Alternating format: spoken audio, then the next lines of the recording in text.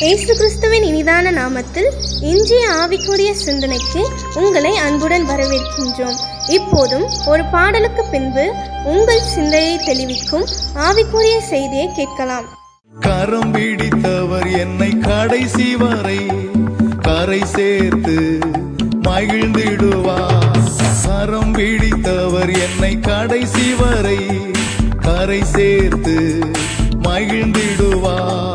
நம்பத்தக்கவர், உண்மையுள்ளவர், நம்பத்தக்கவர், உண்மையுள்ளவர், சொன்னதை செய்பவர், சொன்னதை செய்பவர், நேற்றும் இன்றும் நாளை என்றும் மாறாதவர், நம்பினோரை என்றும் அவர் கைவிடாதவர், நேற்றும் இன்றும் நாளை என்றும் மாறாதவர், நம்பினோரை என்றும் அவர் கைவிடாதவர், நம்பத்தக்கவர், உண்மையுள்ளவர், நம்பத்தக்கவர், உண்மையுள்ளவர், சொன்னதை செய்பவர், சொன்னதை செய்பவர்.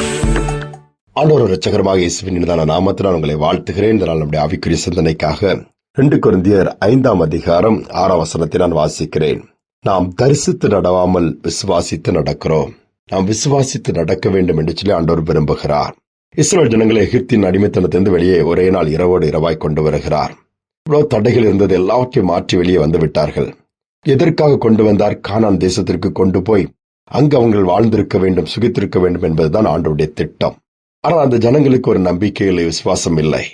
இவ்வளவு பெரிய காரியங்களை, அற்புதங்களை முன்பாக செய்கிறார். ஆனாலும் கர்த்தர் மேல் விசுவாசம் வைக்காமல் எகிப்தையே நம்பிக்கொண்டிருக்கிறார்களுடைய சரீரம்தான் வனாந்தரத்தில் இருந்தது, ஒழிய எண்ணங்கள் எல்லாம் எகிப்தில தான் இருந்தது. முன்னேற முடியவில்லை.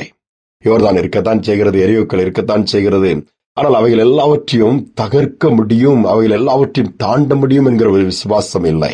நம்முடைய வாழ்க்கையில் அநேக நேரம் அப்படித்தான் இருக்கிறோம்.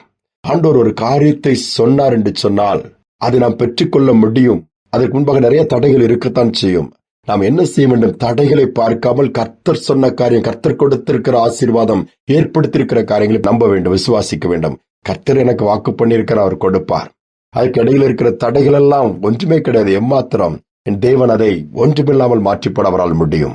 அதுதான் விசுவாசம். விசுவாசத்தில் அதை பார்க்க வேண்டும். இவைகள் எல்லாம் இருக்கிறது என்று சொல்லி மற்றவர்கள் சொல்ல, மற்றவருடைய கண்களுக்கு அவைகள் தான் பெரிதாக தெரியும். யோர்தான் பெரிதாக தெரியும், எரியோக்கள் பெரிதாக தெரியும். இந்த மாதிரி எனக்கு இந்த குவாலிபிகேஷன் இல்லை, எனக்கு இந்த காரியத்தில் இது இருக்குது அது இருக்குது என்று சொல்லி. ஆனால் விசுவாசம் என்கிற ஒன்று இருக்குமானால் இவைகளை பார்க்காது கர்த்தர் சொன்ன காரியத்தை பார்க்கும், அதை சிந்திக்கும். நிச்சயமாக அதை பெற்றுக் கொள்வார்கள்.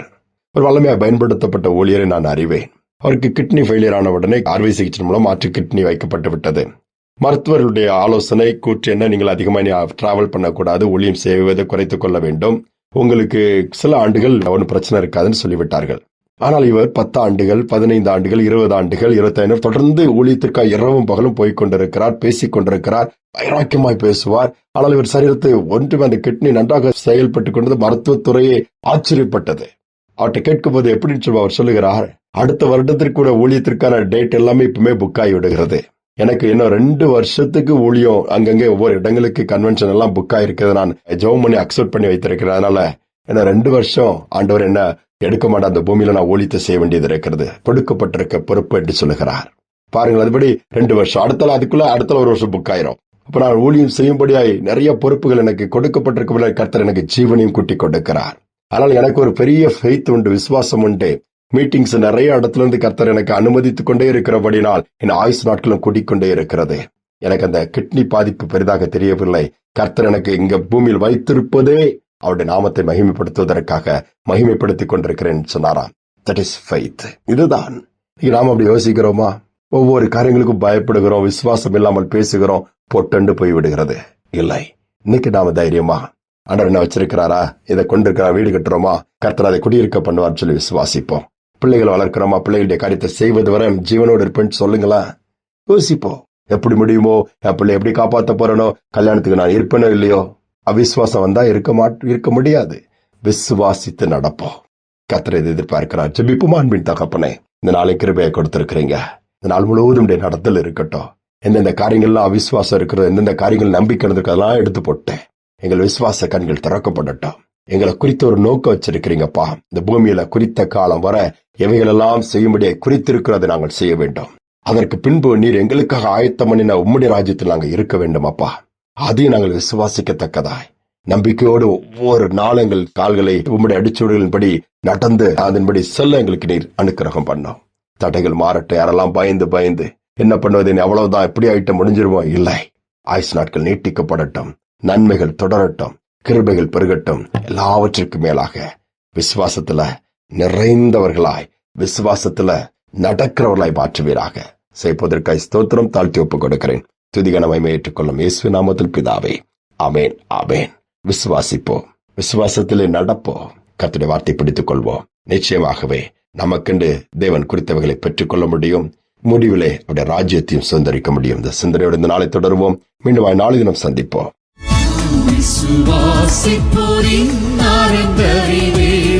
என்னையே படைத்திட்டேன் அவர் கரத்தில். நான் விசுவாசிப்போரின் அறிவே. என்னையே படைத்திட்டேன் அவர் கரத்தில். முடிவு வரை என்னை நடத்திடுவார், முற்றுமாய் ரட்சிப்பாரே. முடிவு வரை என்னை நடத்திடுவார், முற்றுமாய் ரட்சிப்பாரே. சீயோனிலே திட அஸ்திவாரம் கிறிஸ்துவே, அவர் நான் என்றும்